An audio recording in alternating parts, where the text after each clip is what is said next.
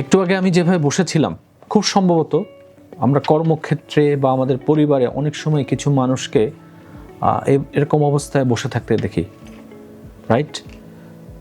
অনেক সময় দেখা যায় যে অনেকে এই অবস্থায় থাকতে চায়, কিন্তু তারা চাইলেও কিন্তু অনেক সময় আমাদের সামনে হাইড করে। বাট একা একা থাকা অবস্থায় কিন্তু আমরা মাঝে মাঝে এই ধরনের আচরণ করি। এই আচরণগুলো আমরা কেন করি? বিকজ আমরা যখন স্ট্রেসটা মোকাবেলা করতে পারি না, তখনই আমরা এই সমস্যার মধ্য দিয়ে যাই।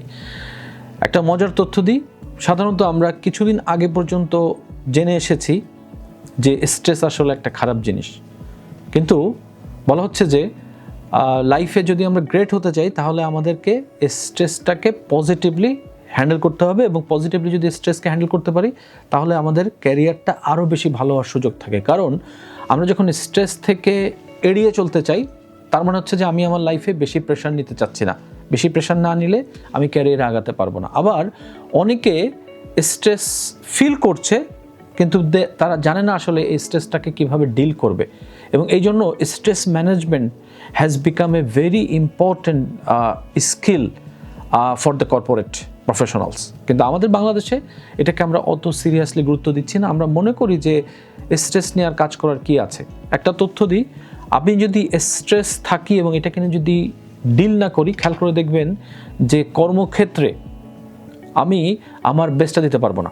কারণ অনেক সময় আমি ফিল করব ভেরি এক্সহস্টেড, বার্ন আউট হয়ে যাব, এবং আমি এটাকে আমরা অনেক সময় বলছি যে প্রেজেন্টিজম, মানে আমি কাজে আছি কিন্তু কাজে মনোযোগ দিচ্ছি না। আবার অনেকের সাথে যখন কমিউনিকেশন করছি, আমার কলিগ, আমার বস, আমার ক্লায়েন্ট, অনেক সময় দেখা যাচ্ছে খুব নর্মাল একটা সিচুয়েশনও আমরা অনেক সময় খুব বাজেভাবে প্রতিক্রিয়াটা দিই। এটার বড় একটা কারণ হচ্ছে যে আমরা আসলে ওই সময়টায় স্ট্রেস ছিলাম। এখন স্ট্রেস থাকাটা সমস্যা না, আমাকে জানতে হবে যে স্ট্রেসটা কীভাবে আমি ডিল করতে পারি। সো স্ট্রেস ম্যানেজমেন্ট আমি মনে করি সবার শেখা উচিত। কারণ গবেষণা দেখা গিয়েছে যে আমাদের কর্মক্ষেত্রে সাধারণত 70-80% মানুষ আসলে স্ট্রেস ফিল করে, কিন্তু তারা এই ব্যাপারটা কাউকে বলতে পারে না। কিন্তু কনসিকোয়েন্সটা খুবই সিম্পল। প্রায় দেখবেন যে কর্মক্ষেত্রে কিছু কিছু মানুষ হঠাৎ করেই বড় বড় কোনো অসুখে পড়ছে, তাদের হার্ট অ্যাটাক হচ্ছে, তাদের মধ্যে লিভার, কিডনি আরও ধরনের মারাত্মক জটিলতা পড়ছে। এগুলোর বড় একটা কারণ আসলে তারা স্ট্রেসটাকে রাইট ওয়েতে মোকাবেলা করতে পারে নাই, স্ট্রেসটাকে পজিটিভলি হ্যান্ডেল করতে পারে নাই। এই জন্য স্ট্রেস ম্যানেজমেন্ট আমি মনে করি সবারই শেখা উচিত।